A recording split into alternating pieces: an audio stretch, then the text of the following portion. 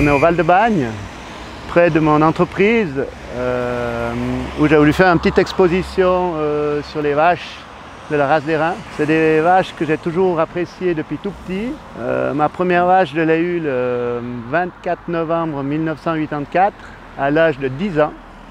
C'était ma toute première vache qui s'appelait Gamine. Alors c'est Joe Moulin, bien connu dans le milieu des vaches, qui m'avait donné ça car c'était mon parrain de confirmation. Et quand je suis arrivé à la maison, première chose que j'ai dit à mes parents, Joe il m'a donné un veau.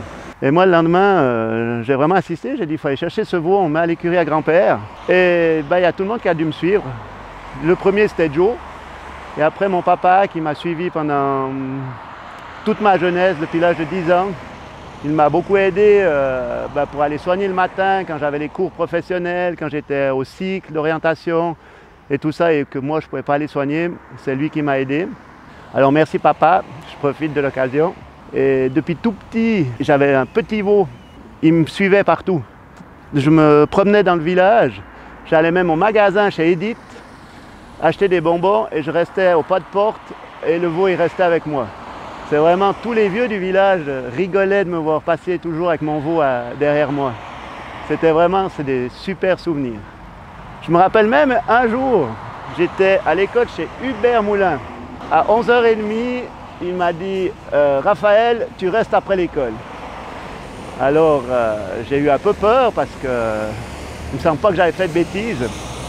Puis quand tout le monde est sorti, il m'a dit j'ai ton grand-père qui m'a demandé s'il pouvait mettre le veau dans le parc chez nous avec les miens. T'es d'accord? Et là, j'ai été soulagé. Et j'ai mis le veau avec ceux à Hubert Moulin. Alors oui, ma première vache s'appelait Gamine. C'était Joe qui l'avait baptisée et j'ai laissé ce nom. Alors j'ai gardé pendant 14 ans jusqu'à l'âge de 24 ans. J'ai pas pu vraiment continuer à garder des vaches à cause du temps. Je travaillais à côté. Et tant que je travaillais avec papa en apprentissage puis ouvrier, ça allait très bien parce que je lui disais ciao, je pars faire les foins, papa je peux pas venir, il y en a une qui vèle. Et là, mon patron était très compréhensif.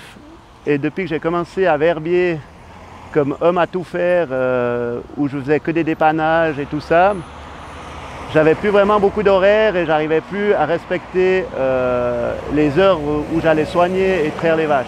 L'idée de l'expo de la race d'Airain, c'est parce que j'ai toujours été passionné, mais un peu frustré de ne pas pouvoir pu continuer. Alors du coup, je me suis dit, dès la première fois là, que j'ai vu ces vaches en résine, c'est Christian Schneider qui les fait. J'ai dit, ça c'est fabuleux, et j'en ai acheté une qui est chez moi à la maison. Et là, en discutant à la Fort du Valais l'année passée avec Christian Schneider, il m'a dit, ouais, il m'en reste 5 du troupeau de la race d'Airain là. C'est tous des vaches qui sont faites à la main, créées par lui.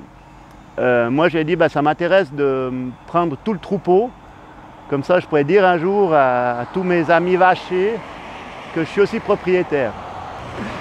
Et puis ça s'est fait. À la longue il m'a téléphoné un jour, il avait décidé de tout vendre le troupeau et j'ai fait le pas parce que je trouve ça fabuleux pour la vallée du Val-de-Bagne. Vraiment, c'est là, la race d'Airain est ancrée en Valais. Je ne les voyais pas partir à la Chaux-de-Fonds ou à Berne. Alors du coup, j'espère qu'il y aura quelqu'un qui va être intéressé à les reprendre et les mettre devant chez lui, ou pour la commune, ou la superbe laiterie qu'ils sont en train de faire devant nous, pour immortaliser cette race d'Airain en pleine lutte, comme elle est faite là.